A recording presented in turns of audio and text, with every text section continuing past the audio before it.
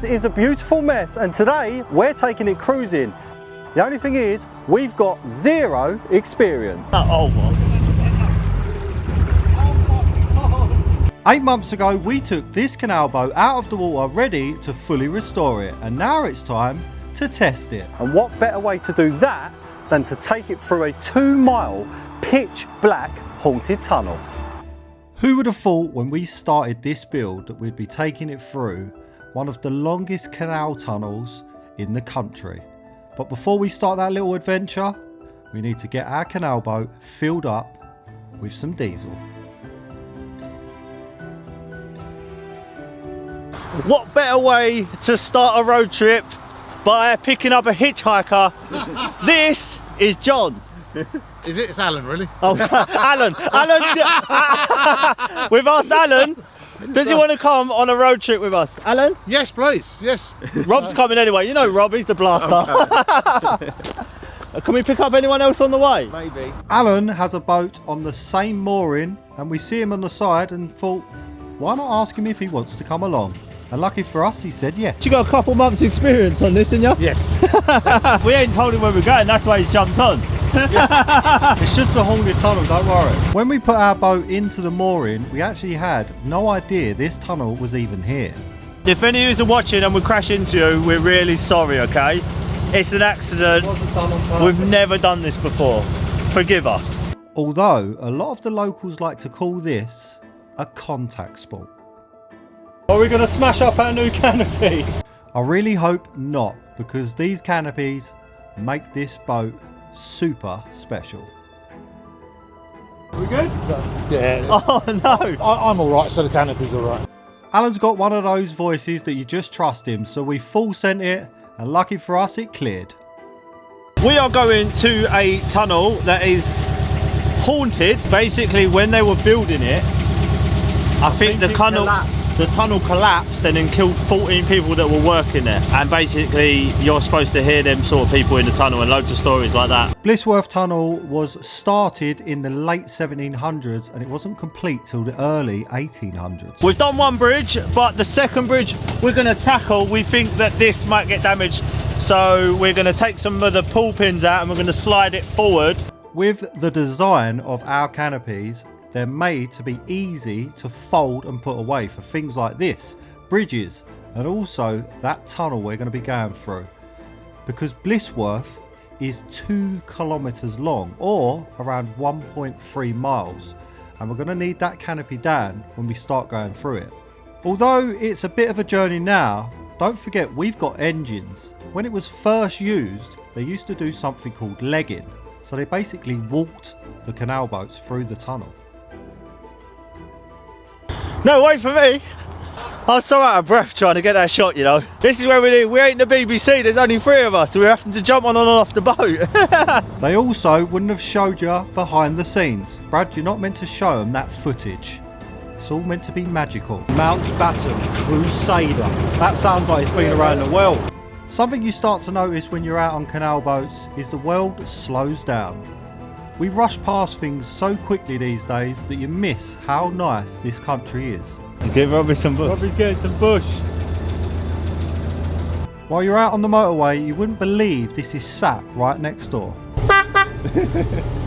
Robbie, you're sick of this, aren't you? Yeah. I can't hear you. So for people that's new to the channel, Robbie is the one that sandblasted, but you wouldn't even know that he sandblasted because he was in a spacesuit the whole time. Yeah. And that was one project we'd never planned on doing when we purchased this boat.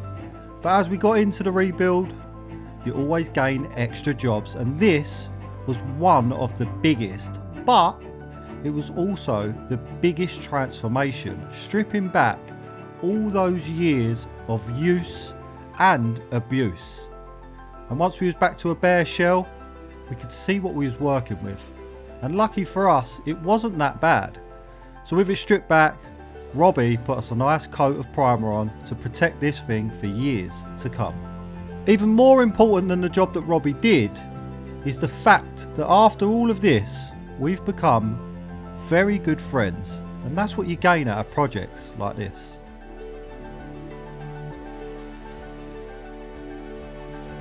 Rob, tell us a fun fact about narrowboats. Fun fact. Did you do any research? I sank one once. Did you? Well, I didn't. Well, I did, but last time I went on one, we capsized it. Wow. But we were just too many people on it one side, and it went over. It actually went Down over? the Bounty in Bourne End. And what happened? We all jumped in to pick it up, and it didn't go nowhere. John, what's a fun fact about narrowboats? They're narrow.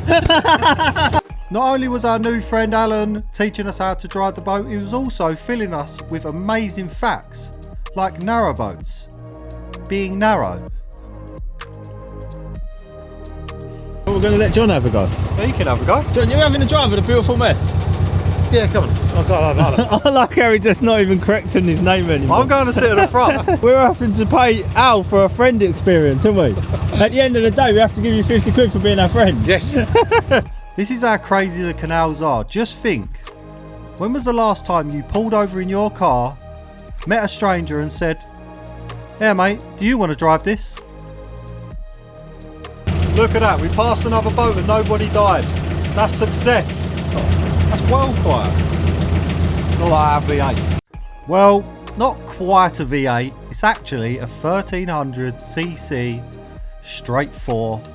And it's very old, and when we got it, it was very broken. One of our pistons was actually cracked in half. And that's where we met Matt and Andy from Renovation Marine Engineering.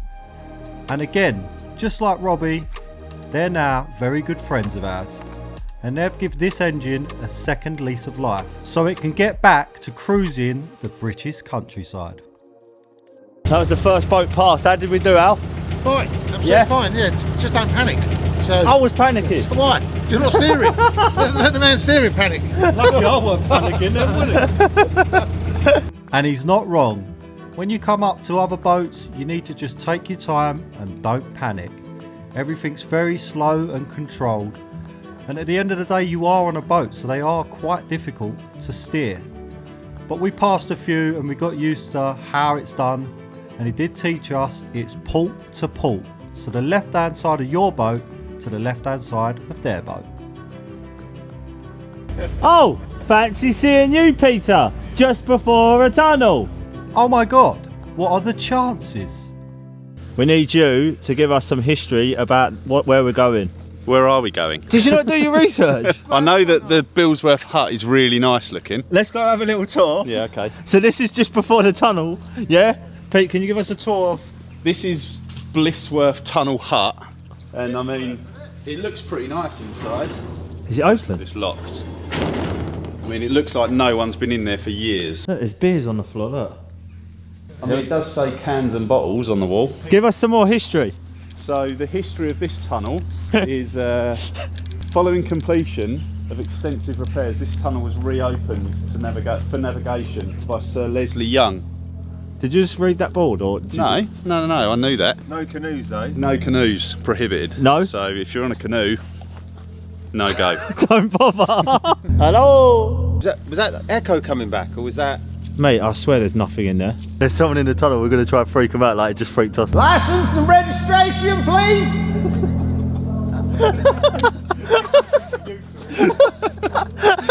Do you think that we should stop stalling? Yeah, we'll just go for it. I'm not driving though. Pete is definitely driving. Before Robbie gets us kicked off of the canals, we pushed off and started to make our way into the Blisworth Tunnel. And that little cabin that we come across, we think that was used for the leggers back in the day. So the canal boats would stop, the leggers would get on, and they were responsible for walking your canal boat through the tunnel. For a fee, I'm sure. This is tight. I'm going to lose an ear. Hiya. How long have you been in here? 40 years? It was at this point we realised how tight this tunnel really was. As you pass other boats, you have no option but to just bash into them.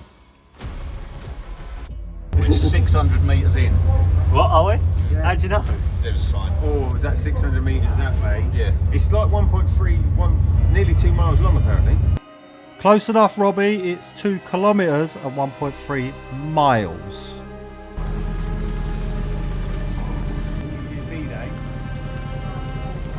Another thing that will keep you on your toes is there's no signal. What was one of the first providers you had? I had. Oh, probably was O2. No, it wasn't O2. Orange. Did you have Yeah, it T-Mobile was or Orange? Orange. Orange. Who did you have? Orange. I think my number's still in Orange 07881. I don't know. Do you want the rest of my phone number? What was your first mobile provider? Orange. Yeah, I think mine was Orange. Oh my god! What? Everyone was orange! Oh, were they Orange? Yeah! And then I think I went to O2. Was it? T-Mobile? No. That was it, 1-to-1, that's the one I'm trying to remember. Because 1-to-1 is T-Mobile, Was- yeah, they bought them. Oh, it was BT Cellnet one. BT Cellnet, yeah, that was one, yeah. That was one, wasn't it? Yeah, BT Did you have that? Nah, I'm too posh. You really are trying to pack out the footage, aren't you? Yeah, put that in. We're not packing it out, we're curious. You'll have to let us know who's your provider. And here is the reason you can't get signal. You don't realise how deep you are underneath the ground because you go in at ground level. It's got a big switch on it, look. Is there a pub this side? Yeah, and a museum. I thought the museum was back there. People going to the museum? Yeah. Or pub? You can only get one choice. Pub. Peter obviously put a lot of thought into that and decided pub. But let's talk about how deep we are. So it doesn't really look that deep through the little ventilation, but we're actually around 140 feet underneath the ground. We're coming to the end of the tunnel now, so we don't know if we come out the other side and then we're going to probably be like, Bonjour. Rob's guessing that we're going to speak another language. We're going to be in France. And then, Pete, what are you saying? I reckon we'll just come out the end. Boring. I'm thinking we might come out the other side. It might be 2100. Pete, we're coming to the end of the tunnel. We're coming to the end. It was emotional. Bonjour, je m'appelle Pierre. While the children at the front of the boat thought that we had changed language, time zone and even location, it turns out we hadn't. We'd just come out the other side, 1.3 miles ahead of where we entered. So not that exciting, I'm afraid.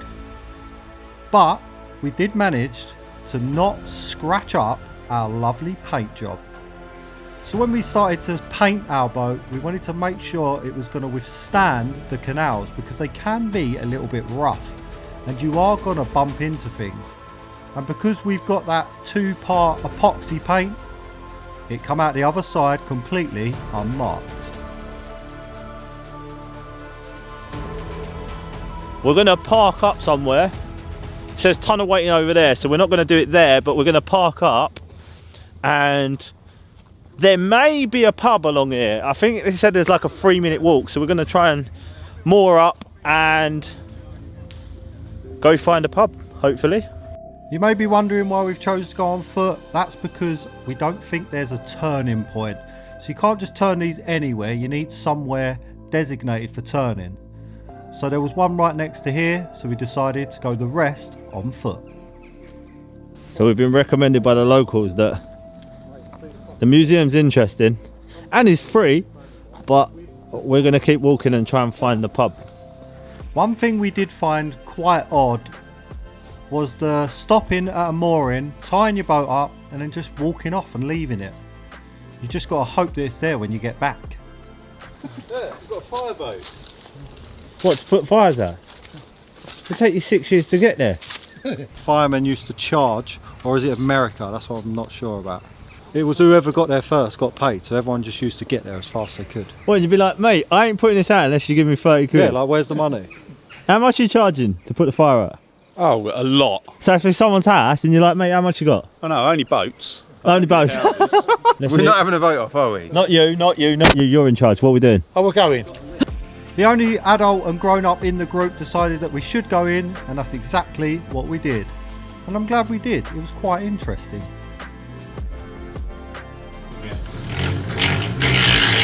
Yeah, that sounds exactly like a house mark.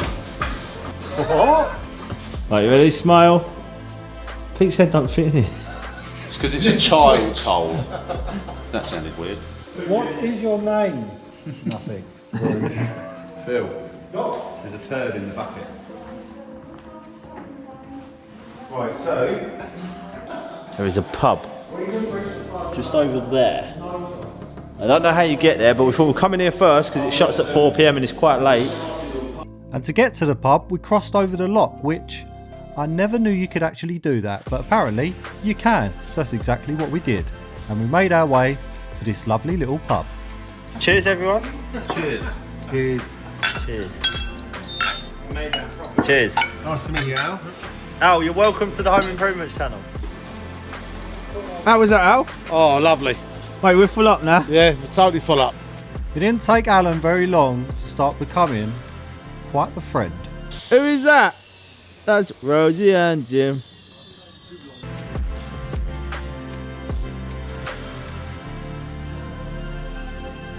I've got to turn the boat around.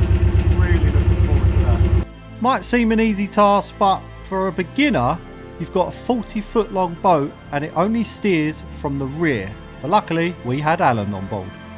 So the boat is looking absolutely stunning. The bathroom's just missing one thing. Ah, that's where that came from.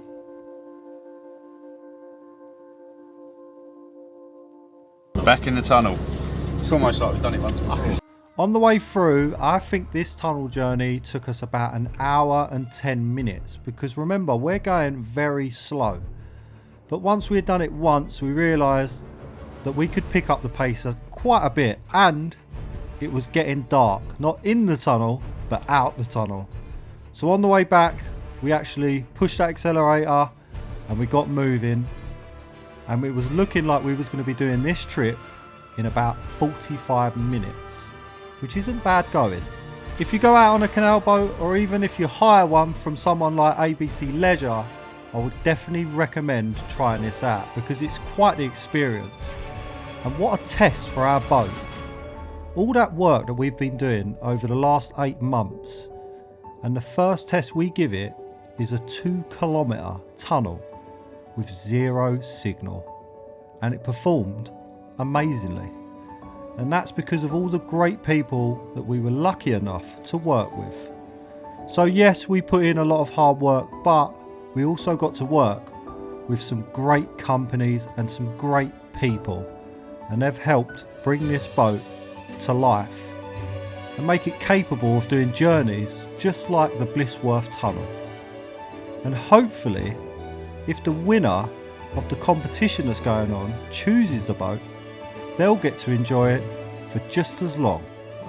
With it finally out of the tunnel, it was time to make the last leg back to the Marina, but it is winter, so it looks quite light here, but the darkness was setting on us rather quickly, and these things are extremely difficult to operate in the dark. We've only got our one light at the front, so it was a bit of a race against time.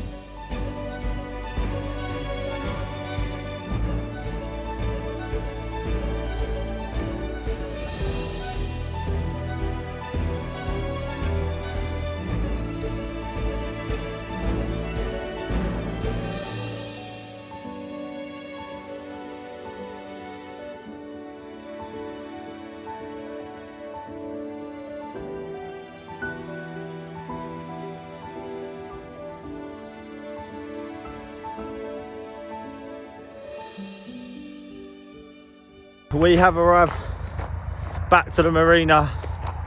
We have one more task to do, which is we've got a bridge to operate, and yeah, we're going to put the boat in his sleeping spot for the night. And Alan, being the absolute legend that he is, hung around to the very end, helped us open the bridge so that we could put our boat back in its mooring, and he even helped us tie it off. So a massive shout out to Alan.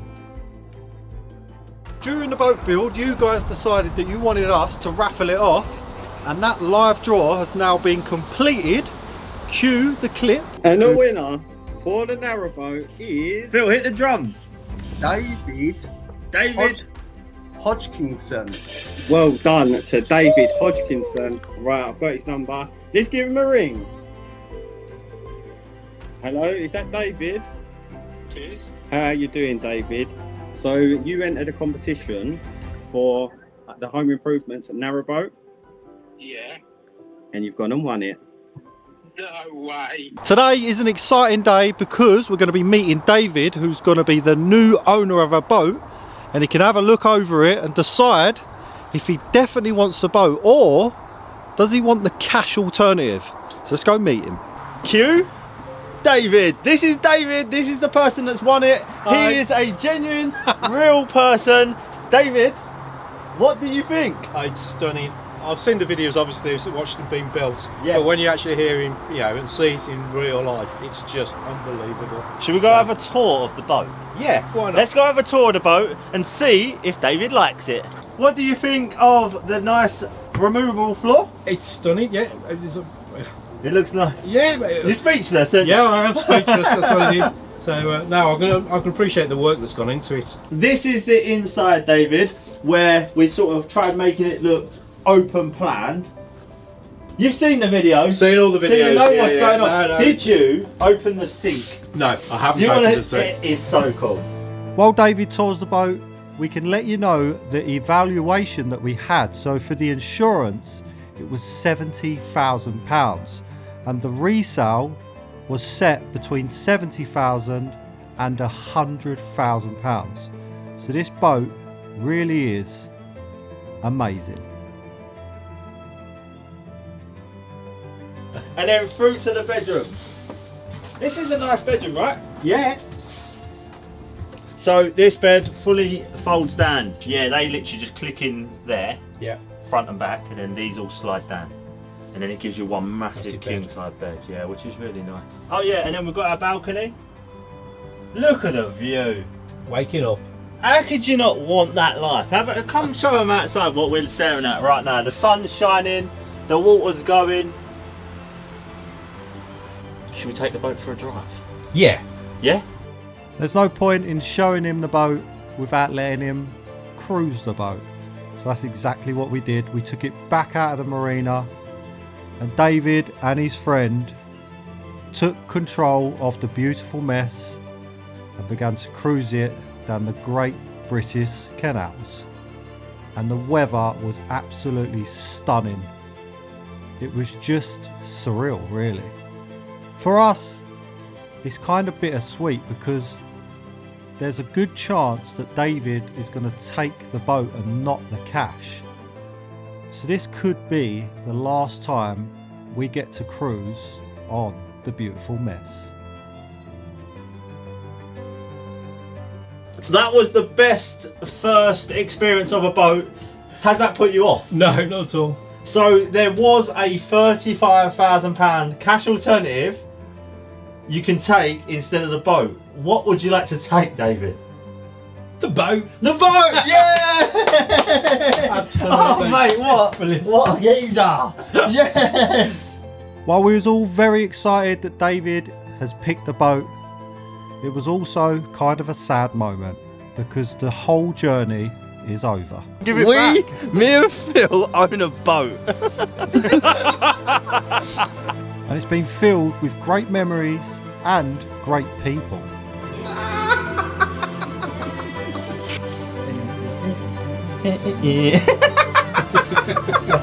And together, we're Brad and Phil.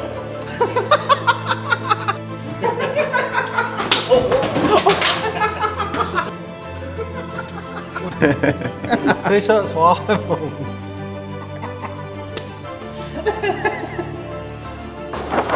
They call me the spray man.